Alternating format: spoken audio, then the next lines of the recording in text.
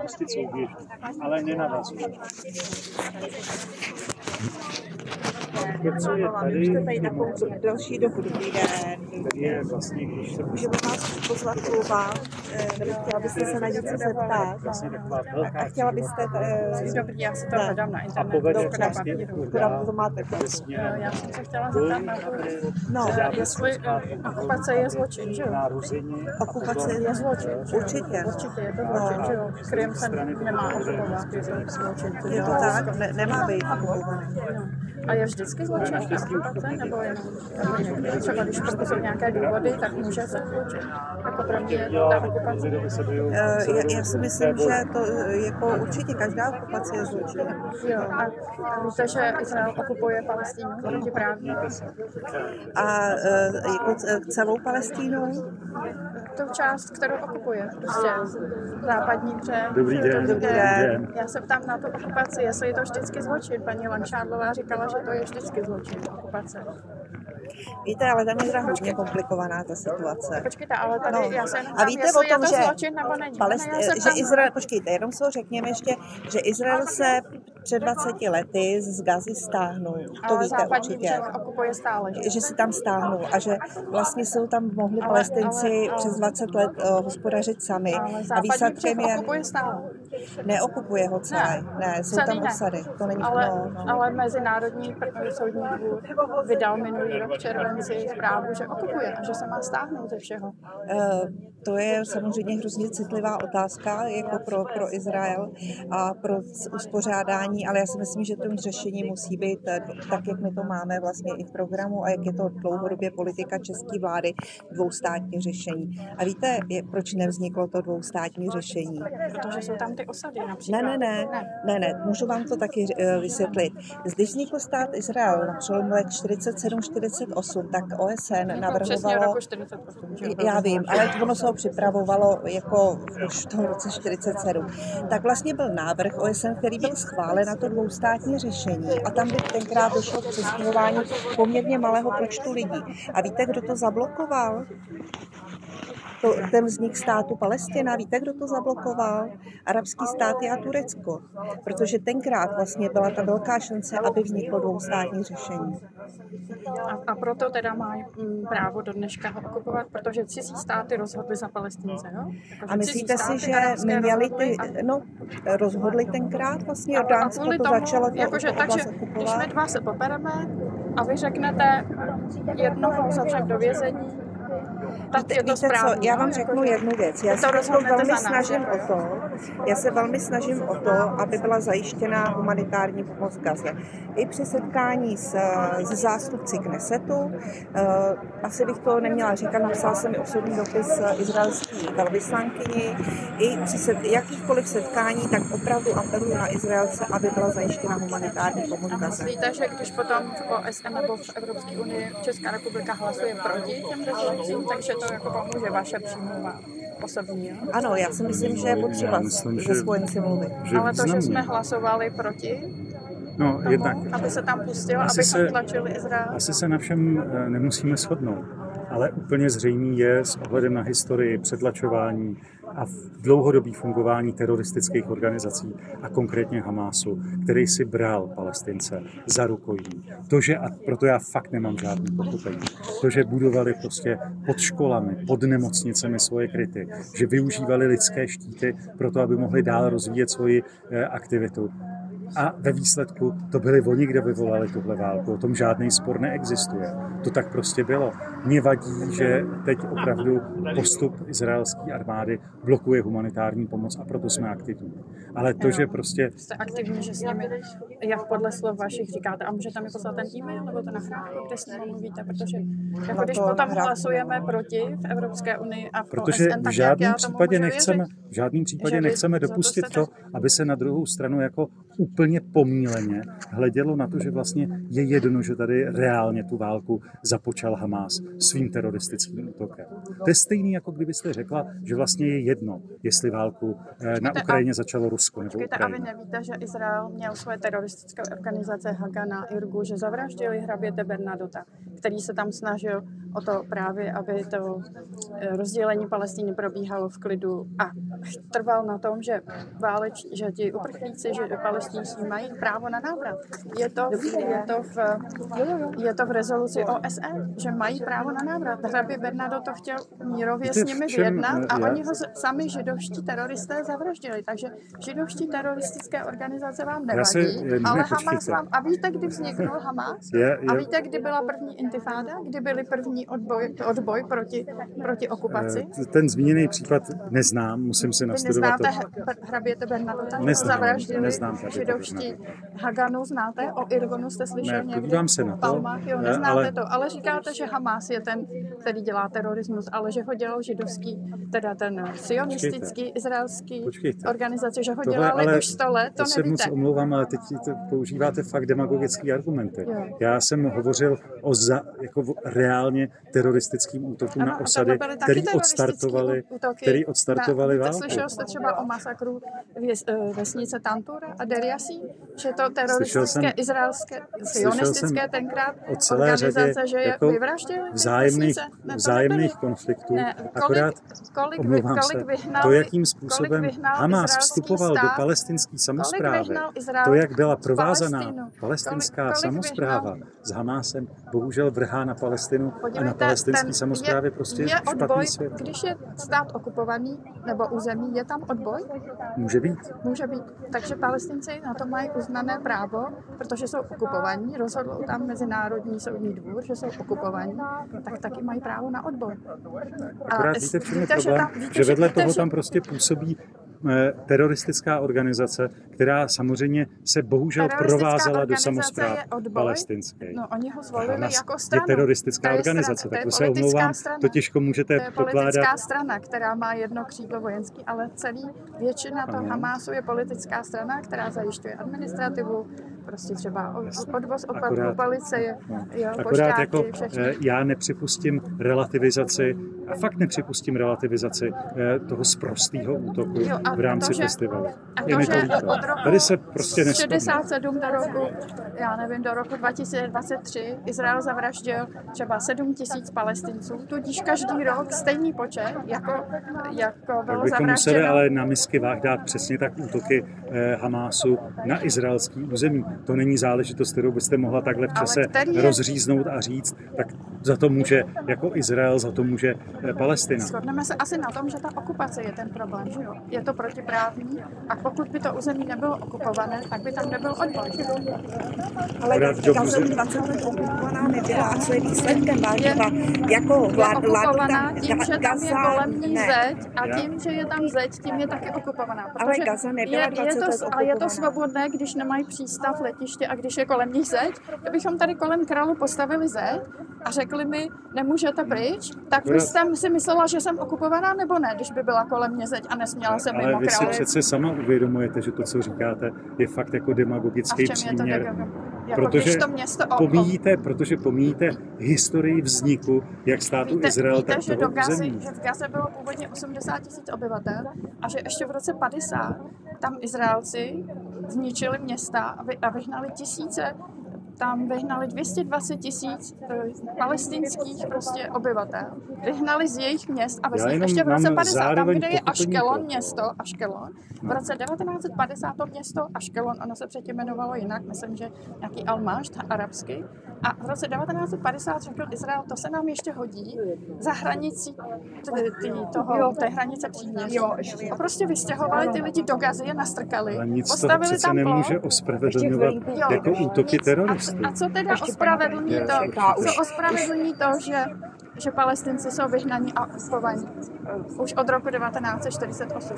Co to ospravedlní? A jinak by na druhé straně by byli Izraelci, kteří by se ocitli ve stejné situaci. Jak by se ocitli ve stejné situaci? Úplně stejný, měli svoje právo na území, svoje právo na sebeurčení. Ale když jim ho Izrael upírá, oni zabrali víc toho území, než na které měli právo. Jak to, že mohli vyčistit? Počkejte, oni vyhnali lidi ze svých domovů. Já se k vám ještě vrátím, I tam, kde měli být prostě to palestinské území, kde měl být židovský stát, mělo obsahovat i palestinské obyvatele. A oni je vyhnali. 80% z nich vyhnali. Jak to, že je mohli vyhnat? Oni je vyhnali, já se mluvám s panem ministrem. Oni je vyhnali a vy řeknete, že to nic neospravedlňuje. A víte, že 1,5 milionu Palestinců žije uvnitř izraelského státu. A že já bych chtěla, aby tady byl zase skoro 2, nebo přes 2 miliony. A vy máte vy se o to hodně zajímáte, že jo? Že máte dělat si někdy fotky, jak vyřezával Hamas děti, co teda izraelských žen. Vy jste to viděla? To vypadalo že by měli ještě něco udělat s nějakými těmi věcmi, a nic takového se nestalo. Byla tam komise OSN, takže vy prostě popíráte právo. Vy myslíte, že OSN může? Ta komise, co tam byla, řekla, že žádné takové násilí, ani žádné znásilnění, nic takového se tam nestalo. A opravdu tohle věříte? OSN to napsalo, takže vy tomu nevěříte, co říká OSN, jo? Zpráva OSN a vy nevěříte. Já jsem se setkala s lidmi, kterým vyřezali byminko z tížka. který byl účastný Jo, a ani myslíte, že taky říkají vždycky pravdu, jo? Zvažovat. Tak to bude záležet i na nás. Jo, vy jste to viděla, prostě, vy jste tomu věříte. My jsme tomu neviděli. Opravdu máte jako asi hodně o tom čtete, jako je vidět, že máte veliký přehled o tom, ale zcela vůbec jako, nevím, že mně přijde, že jako nás takoby napadáte něčím, počkejte, tam je genocida. Počkejte, Izrael je podezříván z genocidy. Ano. Jak to, že na něj nejsou uvalené sankce, když Rusko taky páchá genocidu a jsou na něj sankce, a jak to, že na Izrael ne? Když taky páchá genocidu. Já si stroufnu říct jednu věc, nechci vás jako urazit, ale vy máte svoji pravdu, kterou zjevně nejsme schopni počkejte, tak Mezinárodní soudní dvůr, to je jeho pravda a já, když ho opakuju názor Mezinárodního soudního dvora, tak je to moje nějaká subjektivní pravda. Když řeknu, že to vyhlásil Mezinárodní soudní dvůr, že vyšetřuje z důvodného podezření Izrael z genocidy. Dokonce uvalil zatykač na Benjamina Netanyahu. To je třeba věc, se kterou já zásadně nesouhlasím. A u Ruska u Ruska máme už ten soud hotový, tak proč jste vyhlásili na Rusko sankce, když není ten soud přece neproběhl, není to soudně uznané. Je to naprosto stejné. Putin byl obviněn a není ještě odsouzen. Netanyahu byl obviněn, není odsouzen. Na Rusko jsou sankce správné a na Izrael nejsou, dokonce jim vyvážíme zbraně, kupujeme od něj zbraně. Víte, že má stát za povinnost, když je podezření z genocidy nebo spáchání válečných zločinů, předcházet těm válečným zločinům, tudíž uvalit sankce. Co jste udělala proto, aby Putin, když se takhle rozhorlujete, co jste udělala proto, aby se nepáchala zvěrstva na území Ukrajiny? Podívejte, vy to odvádíte na Rusko. Na Rusko jsou sankce, všechno je v pořádku. Mě zajímá, proč nejsou sankce na Izrael. Je v pořádku, že je na Rusko. Víte, v čem se to liší? Protože není sporu o tom, že začátek tohohle válečného konfliktu byl prostý teroristický útok hnutí Hamas. Mezinárodní soudní dvůr jsou hloupější než vy jste prostě chytřejší než Mezinárodní soudní dvůr. Proč teda on rozhodl, že budou vydány zatykače na Netanyahu a že vyšetřují Izrael z genocidy? Asi neumíte úplně zpochybnit to, že začátek tohohle konfliktu dlouhýho a samozřejmě vždycky nutně nespravedlivého vyvolalo prostě hnusný teroristický hnutí, který tam spáchalo zvěrstva. Počkejte, to ví Mezinárodní soudní dvůr, to ví, že oni se sekli, oni to neví, oni asi nevěděli o 7. říjnu a prostě bez toho, aniž by se koukli na 7. říjen, tak prostě rozhodli prostě úplně ignorantsky, že jo, ty soudci musí... Já náhodou znám... Měli asi vyhodit, ne. Představte si, že v tom rozsudku, jestli si dobře vybavuju jeho znění, nespochybňují to, že na začátku byl sprostej teroristický ale útok. přesto rozhodli, že se tam dochází ke genocidě, že musí teda ji vyšetřovat, protože tam jde o to, že ti obyvatelé nesmí se na ně uplatňovat kolektivní vina. Jestliže to bylo hnutí Hamas, tak se má přece potrestat hnutí Hamas, ale ne kolektivní. Víte, ale on v té praxi je problém v okamžiku, kdy se vám jako tihle hodní lidé z Hamasu schovávají pod nemocnicemi. To není problém. Není problém přece otevřít uzavřít hranice a ty lidi pustit do Izraele. Kam patří? Odkud byli vyhnaní? Proč je tam nepustí? Proč je nepustí do Izraele? Jo, s ohledem na historii radši jich milion zavraždíme, protože s ohledem na historii byli vyhnaní z Izraele, takže je radši vybombardujeme, jo? Na historickou zkušenost. Víte, vy nás potom třeba nevoláte, ale tam k tomu dochází. Ano, ale tam k tomu dochází a pokud tomu nezabráníte, tak jste komplicitní v tom. To nevíte, ale jste. Pokud se prokáže, že to je genocida, tak vy budete komplicitní, že jste tomu nezabránil. A vy budete pravděpodobně podle stejného vzorce pak komplicitní s tím, že akceptujete to, že hnutí Hamás mimochodem a když jsem to řekla, kroky, že to akceptuju? Já říkám znovu podle stejné logiky. Ne, to není stejná, protože já jsem neřekla... Jestli tohle to byste otočila proti mně... takže vy to máte tak, že prostě, když bychom náhodou ty lidi chtěli zachránit proti izraelským bombám, tak tím podporujeme Hamás, jo? Když já chci zabránit tomu bombardování, počkejte, ne, vy to říkáte, že já budu z toho stejného, to jste řekl, proč neotevřou ty hranice a nepustí ten Hamás, ty Palestince teda do Izraele, odkud byli vyhnaní. Víte, že OSN rozhodlo, že mají právo se vrátit. To vždycky akorát provázely další a další spory, váleční konflikty a bojůvky v místech. Prostě bohužel takhle to v tom území je. Počkejte, to jsou civilisti. Oni jsou schopni oddělit je, aby neměli zbraně. Oni je tam ovládají, že jo, teď. Takže oni jsou schopni oddělit civilisty, pustit je tam, postarat se o ně, ale oni je tam zavřeli a nepouští je. Opakovaně se ukázalo, že bohužel i tyhle konkrétní izraelský, palestinský území velmi rychle nějakým způsobem ovládli teroristi z Hamásu. Je to průkazný, není o tom sporu. Počkejte, na západním břehu není Hamás, tam nevládne Hamás a přesto tam každý den Izraelci vraždí Palestince, bouří jim domy, vystěhovávají je, zavírají do vězení bez vazeb.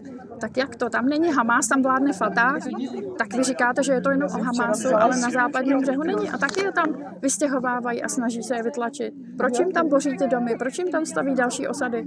Kvůli čemu? Kvůli Hamásu? Ne, tam není teroristická organizace. Kvůli tomu, aby tam opravdu konečně jednou byl mír. Jo, tam bude mír teda, až když tam budou jenom Izraelci, jo? Myslíte? Ne, takže oni to chtějí celý zastavit, takže až tam budou jenom Izraelci, jenom samé osady, tak tam bude mír, jo? Vy opravdu jako chcete jenom jako ne, já se vás ptám, vy říkáte, ne, vy jste řekl, oni tam stavějí ty osady, aby tam jednou zavládl mír. Aby tam zavládl mír. Já vám jenom chci říct, že říkáte mi to už půl hodiny, ale já prostě vám nejsem schopen dát za pravdu. Doufám, že už vás tam nikdy nikdo neuvidí, že skončíte. Bitcoinová kauza. Bitcoinová kauza. Protože mohla být... Ano, ani odpady. Nejste schopni ani zajistit, aby se tady třídily odpady. Všechny odpady netřídí, restaurace netřídí, zdravotní středisko netřídí, školy netřídí, ale netřídí, já to vidím. Prosím vás, já tam vidím, co tam mají za popelnice, já jsem tam byla. Že neumíte se starat ani o lidi, ani mezinárodní politiku. Vaši jsou skorumpovaní bitcoinové kauzy. Ano, já jsem si neulevila, protože mě to trápí. Já jsem si nepřesvědčím, jenom vám to říkám. Snad jste tady, abyste slyšel názor občanů, tak vám to říkám. Ale vy ho říkáte dlouhodobě pod různýma mailama, ho posíláte pořád dokola. A furt se necháte přesvědčit, že to tak není. Takže ano, máte svůj názor, já se přesvědčím jenom na tom, co vidím ve svých očích a ne to, co mi napíšete. Takže doufám prostě a věřím, že už brzy budete v koši dějit, protože jste zločinci váleční. Podporujete válečné zločiny. To se nemám, protože já na rozdíl od vás trpím tím, že vidím, že tam každý den bomby i naše zbraně trhají děti na kusy, umírají hlady. Takže mi to strašně vadí a nemám se dobře. Prosím vás, vy jste byl v holokaustu, byl jste tam za druhé světové války v těch táborech, taky jste to viděl? Já se vás ptám, jestli můžete říct, že se něco stalo jenom kvůli tomu, že tam někdo byl nebo nebyl. Ano, byla jsem tam, viděla jsem to. Jsou to mý přátelé, mám je ráda a páchají se na nich zločiny. A je to odporné.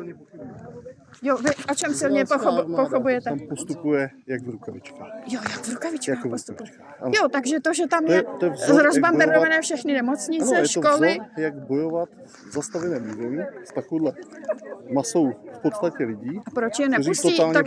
Takže je to výborný, že 60 000 lidí tam zemřelo, z toho půlka dětí, 30 000, ale místo, aby otevřeli hranice a humanitárně je pustili tam, kde se nebojuje, to nejde, jo? Oni je tam budou radši teda bojovat.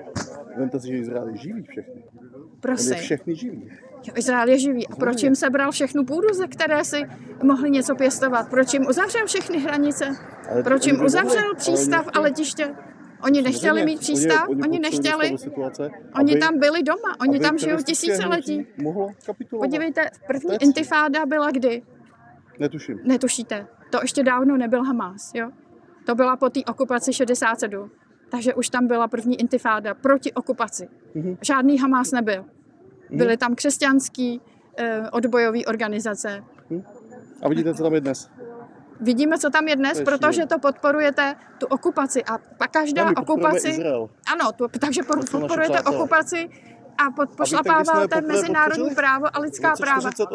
Ano, a to bylo špatně, protože jsme porušili i tenkrát zbrojní embargo. To bylo zbrojní embargo. Už tenkrát jsme spáchali zločin, že jsme tam posílali navzdory embargu, navzdory mezinárodním zákonům jsme tam posílali zbraně. Protože proč? Komunistický režim potřeboval peníze, že jo? Protože nedostal Marshallův plán, tak jim předrazeně posílal zbraně za peníze. Tak na to můžeme být pyšní, opravdu. To jo.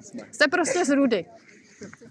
Odporný z rudy. Budete se smažit v pekle, zloději a zločinci. Hnusný. Podívejte se na ty děti tam zavražděný, na tu krev, co tam teče vy. Nemáte ani špetku citu v sobě. Jste jak nějaký roboti naprogramovaný zločinecký. Zločinci, jako kdybyste stříleli ty děti vy, tak se chováte.